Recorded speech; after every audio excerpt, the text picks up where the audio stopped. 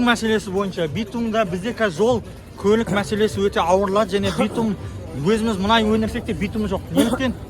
Бізде 4 завод шығарады, битумды 1 миллион көлемінде шығарып отыр. Біз енді қазір көп жолдарды бастап кеттік. Өзіңіз көріп отырсыздар, көп қаржы бөлініп отыр. Республика маңызды жолдары, жергілікті әкімшіліктердің жолдары, түгелі өңірлерде жолдар жасалып жатыр. Сол себептен биылғы жылы 1 миллион 700 мың битум керек болып тұр бізге. Сол себептен Қашан шешіледі?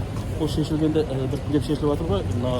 Біз біртіндеп Ресей жақтан қосымша битумдар қазір алып жатырмыз. Осы айдаламыз, жыл сайында алатын боламыз. Ал өз өнімізді ода көбіректеу шығару жағында қарастырып жатырмыз.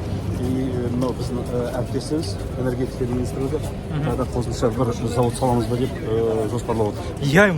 Енді Жамбылдағы ең проблеманың бірі бұл жол. Мынау Син-Синнің мынау Меркі Шу Бұрыл Байтал. Мынау Меркі мен Шудың арасындағы жолды қашан аяқтаймыз және ол қашан естиді, беріледі? Келесі жылы беріледі. Негізі кім Бердібек Машбеков бар кезде 2022-де бітіреміз деп едік қой. Ол кезде өзіңіз вице-министр болдыңыз. Келесі жылы бітеді ол жол.